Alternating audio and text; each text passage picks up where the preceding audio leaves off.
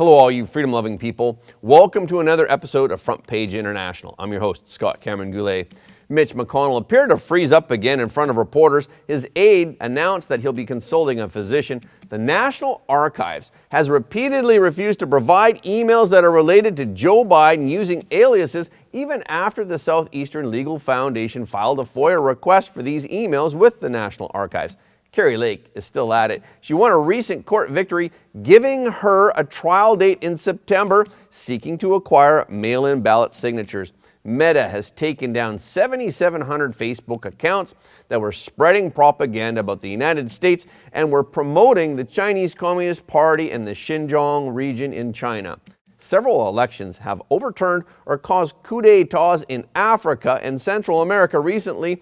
The election in Guatemala may be blocked, and the military is taken over in Gabon. Okay, let's get into it. Once again, Senator Mitch McConnell froze before a group of reporters on Wednesday at an event in Kentucky. McConnell was asked about running for re-election in 2026. He appeared to begin to answer the question before quickly freezing and then going silent for several seconds. What are my thoughts about what? Running for re-election in 2026. That's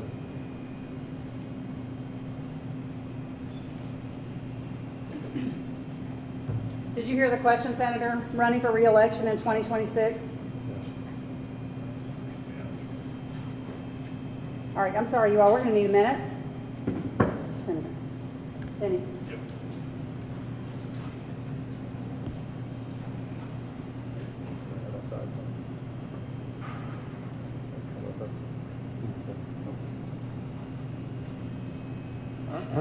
Okay.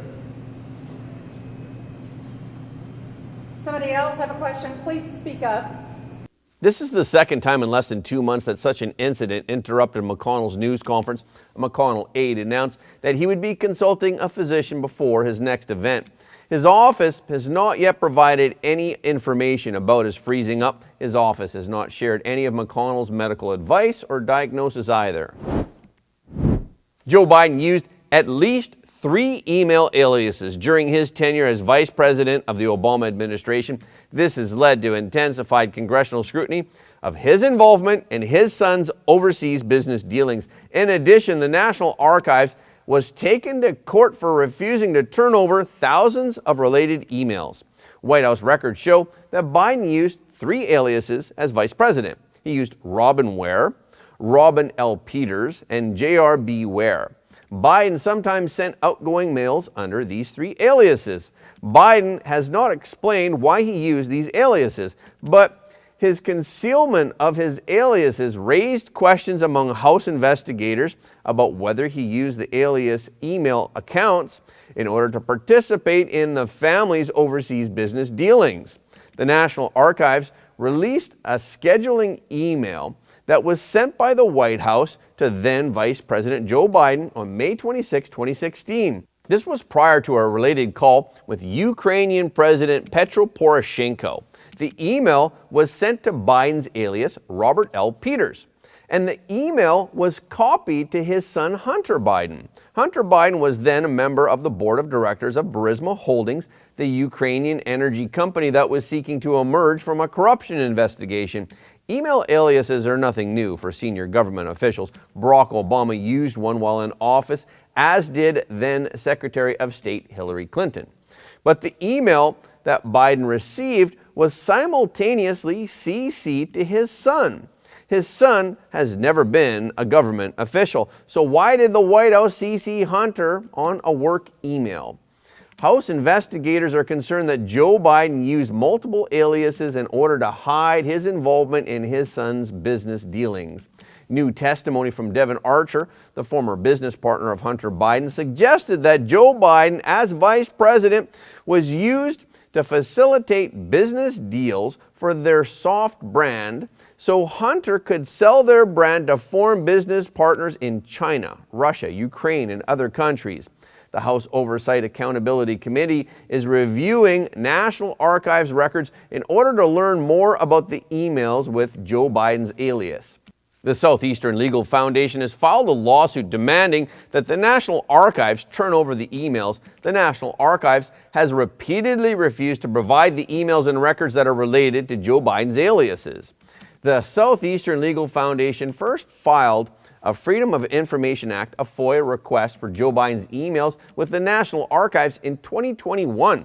2 years later, the foundation renewed its request, and still the National Archives has failed to produce a single one of these emails. GOP House Conference Chair Alias also echoed the National Archives must immediately release these emails. She also said the American people have a right to know how compromised Joe Biden is. Arizona Republican candidate Kari Lake announced an upcoming trial date in a lawsuit to acquire mail-in ballot signatures. This comes nearly a year after the November 2022 midterm election. Kari Lake wrote on X over the weekend that we are scheduled for a 2-day trial set for September 21st and 25th. I will never stop fighting for honest and transparent elections. Kari Lake also said the recent court order is a huge victory for election transparency. We're moving forward. Superior Court Judge John R. Hanna Jr. wrote on August 24th that a 2-day trial would start on September 21st with exhibits due by September 14th. Hanna wrote in June that county recorders generally include ballot affidavit envelopes in voter registration records. He said that the court is not required to defer to election officials in how they have historically interpreted the law.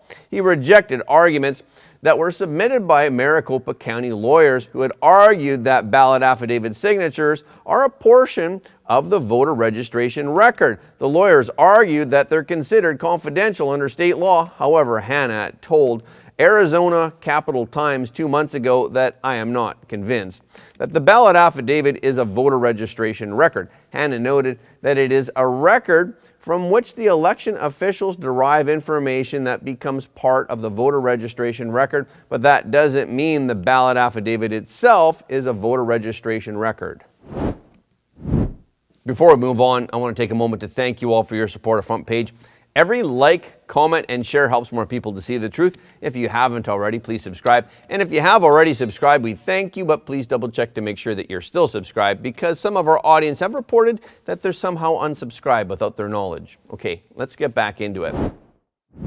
Meta has taken down thousands of fake accounts from its platforms.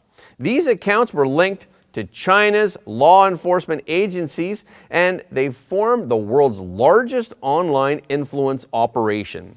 An August 29th report revealed that a total of 7,700 Facebook accounts, 900 pages, 15 groups, and a few Instagram accounts were removed. These accounts were spreading propaganda against the United States in favor of the Chinese Communist Party. However, Meta was not the only site that was hosting Chinese communist disinformation. The report noted that the covert influence operation was active on over 50 platforms, including X, YouTube, TikTok, Reddit, Pinterest, Medium, Quora, and Vimeo. The investigation found links to Chinese authorities behind the propaganda being spread. It was also found that while the activity appeared coming from the United States, it was actually conducted from a variety of locations in China. The investigation by Meta began in 2022 after a public report revealed an attack on a human rights group. Through the operation, Meta discovered that the activity targeted the United States, Taiwan, Australia, the United Kingdom, Japan, and Chinese overseas communities worldwide. The network mostly bragged about the CCP and its province of Xinjiang. They also spread criticism against the United States, against Western foreign policies, and against those who are critics of the CCP, including journalists. They also targeted Taiwan in order to pressure its military leaders to surrender to the CCP before a war breaks out. The report warned that the CCP has expanded its method for war on the mind.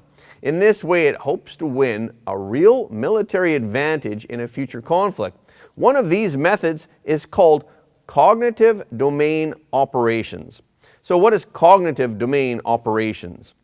It is the CCP's latest strategy to break its opponent's mind by manipulating the opponent to behave according to the CCP's agenda. It is a method that is more aggressive in nature. The method is intended to influence its target's cognition, decision-making, and behavior. This method uses hidden messaging, deep fakes, overt propaganda, and public opinion analysis. Although many of the thousands of accounts were detected and disabled by automated systems, Meta noted that those who are behind the CCP network adapted their tactics through many other multiple channels. So, knowing how the CCP agenda and methods work will give us knowledge and a buffer if they appear elsewhere. Latin America has a long established political pattern. However, this year, voters in Guatemala surprised lawmakers.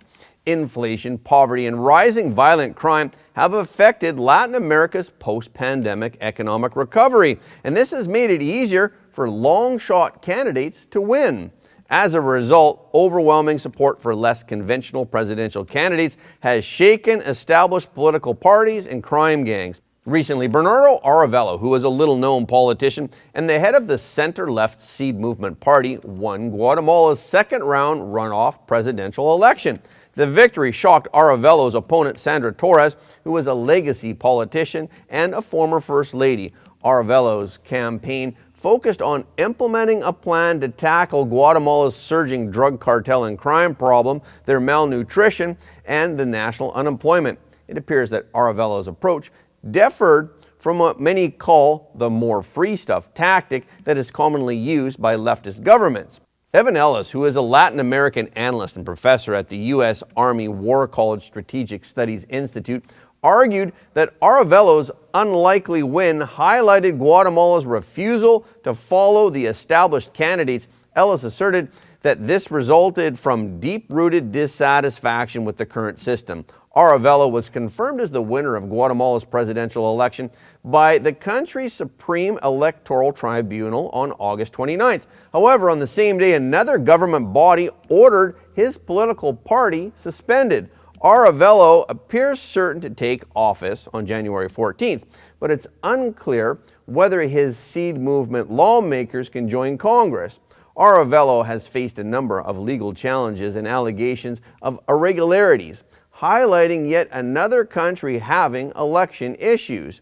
And if that's the case, he may face the same problems that his father, Juan Aravelo, had faced. Military officers in Gabon announced that they seized power on Wednesday. They had placed President Ali Bongo under house arrest, and they named another leader as a transitional president. This followed the Gabon's election board announcing that Bongo won a third term. On television, the officers declared that the election results were canceled and the borders were closed and state institutions had been dissolved. Within hours, generals met to discuss who would lead the transition. They unanimously agreed to appoint General Gama, who is the former head of the Presidential Guard. Meanwhile, President Bongo appeared in a video clip earlier on Wednesday. He was speaking in English and he called on his friends to make noise after the coup d'etat. He said that he did not know what was happening. The military takeover in Gabon is the 8th in West and Central Africa since 2020, and it's the second after Niger's coup d'etat in recent months.